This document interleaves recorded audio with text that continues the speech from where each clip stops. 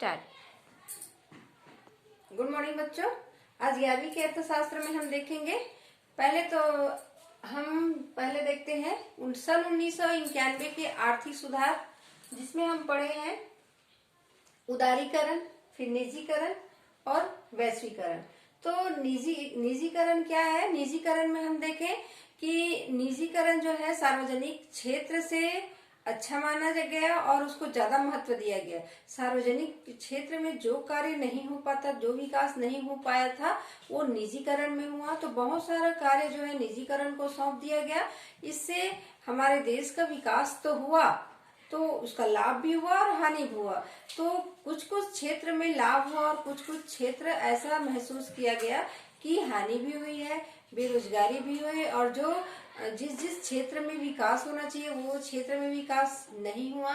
जो क्षेत्र विकास की गति में आगे बढ़ा हुआ था वही क्षेत्र ज्यादा विकास हुआ। तो ये जो दूरियां थी, जो असमानता थी, वो वही की वही रही।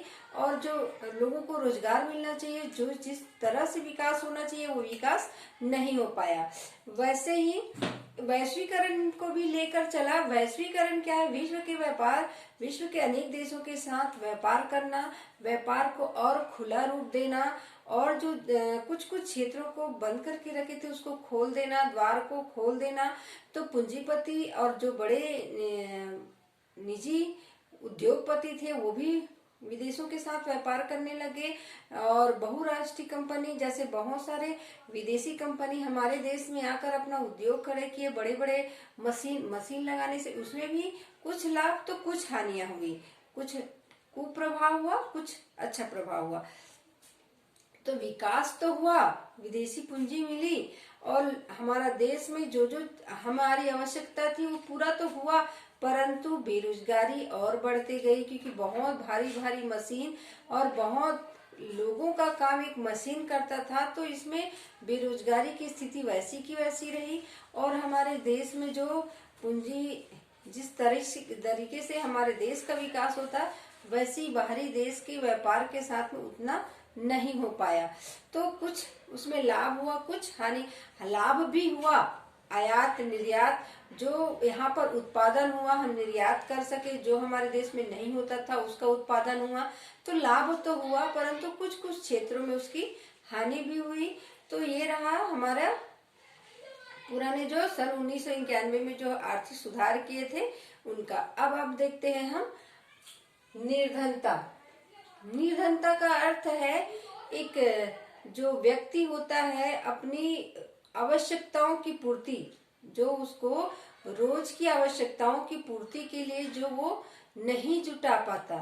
एक गरीबी रेखा ऐसा महसूस किया गया है कि गरीब व्यक्ति उसको कहेंगे जो अपनी मूलभूत आवश्यकताओं को पूरा करने में असमर्थ होता है, जो अपनी रोटी कपड़ा मकान, जो मूलभूत आवश्यकता होती है उसको जुटा पाने में असमर्थ रहता है, वह गरीब कहलाता है। उसे गरीबी रेखा से नीचे माना गया है, गरीब की श्रेणी में रखा गया है।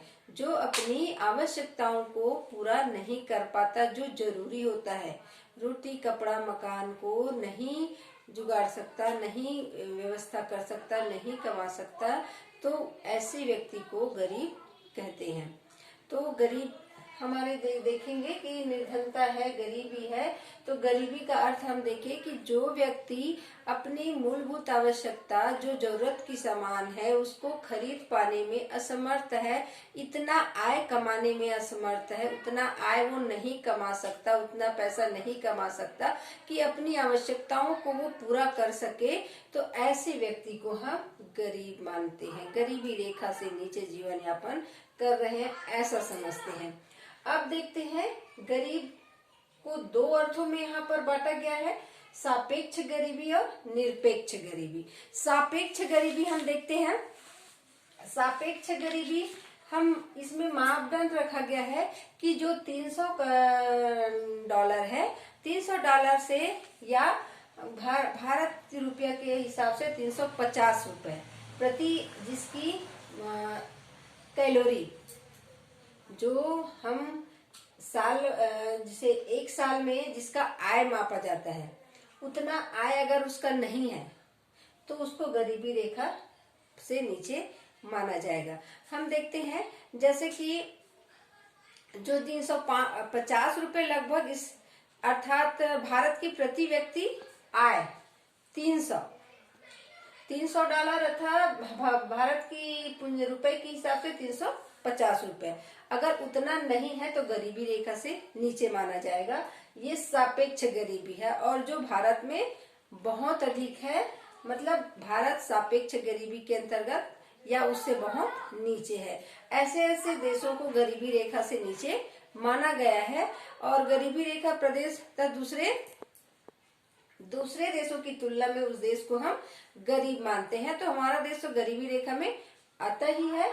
और निरपेक्ष गरीबी का कहना है कि निरपेक्ष गरीबी में मानव आधारभूत जो हमारी आवश्यकताएं होती है, रोटी कपड़ा मकान, जो हम पर्याप्त मात्रा में उसको जुटा पाने में असमर्थ रहते हैं, उसको हम निरपेक्ष गरीबी कहते हैं।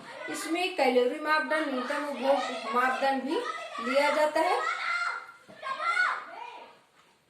गरीबी, निरपेक्ष गरीबी इसी को कहा गया है। सापेक्ष गरीबी कैलोरी के मान से मापा जाता है कि एक व्यक्ति जो होते हैं, प्रत्येक देश में एक व्यक्ति का साल भर में 300 या 350 रुपए वो उनका आय होना चाहिए। तो उसको हम गरीबी रेखा, अगर उससे नीचे है तो उसको गरीबी रेखा से नीचे माना जाता है। तो भारत इस श्रेणी में आता है क्योंकि भारत के लोगों की आय उतना नहीं है, 1200 से कम है।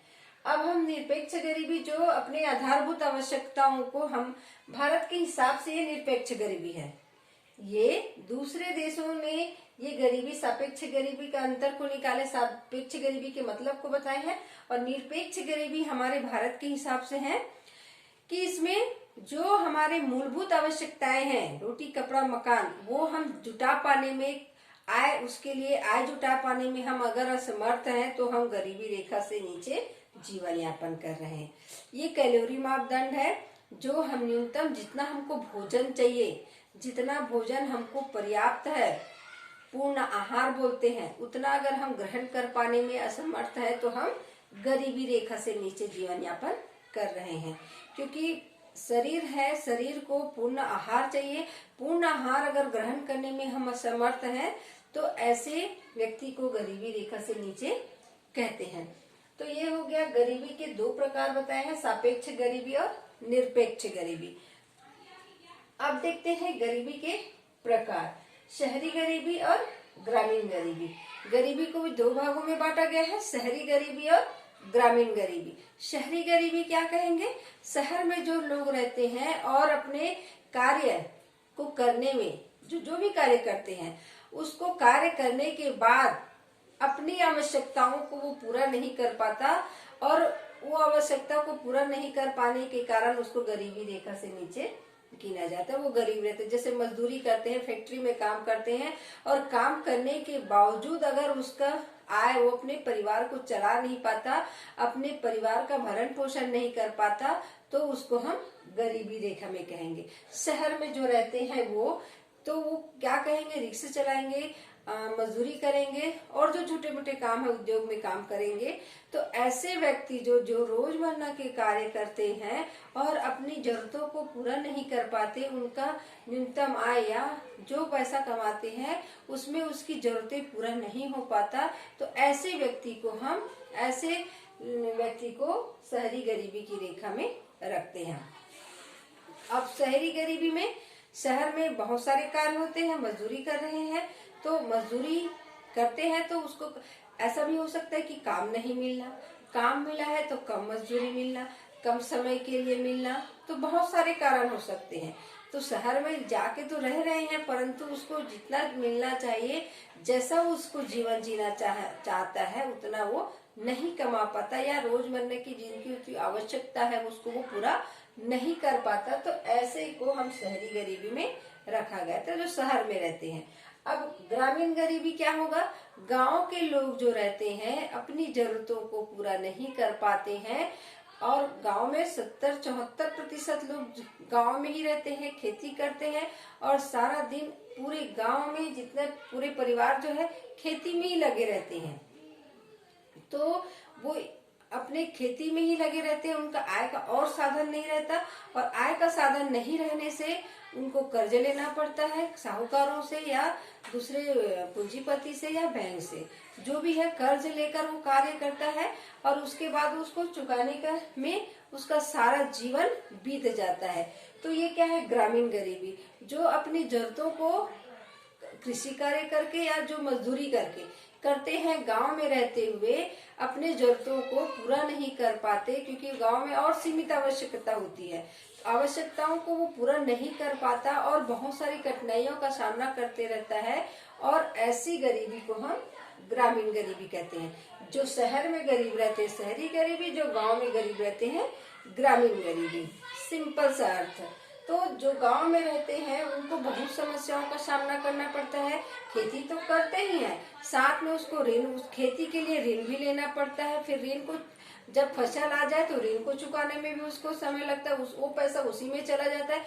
फिर जीवन जीने के लिए उसको संघर्ष करना पड़ता है। तो अपनी आय को वो कहाँ खर्च करे, अपनी आवश्यकताओं को पूरा ही नहीं कर पाते, वो संतुष्ट ही नहीं हो पाते। तो इसको हम ग्रामीण गरीबी कहते हैं। वो अपना इस चक्र से निकल ही नहीं पाते, चलते रहता है, चलते रहता है, चलते रहता है।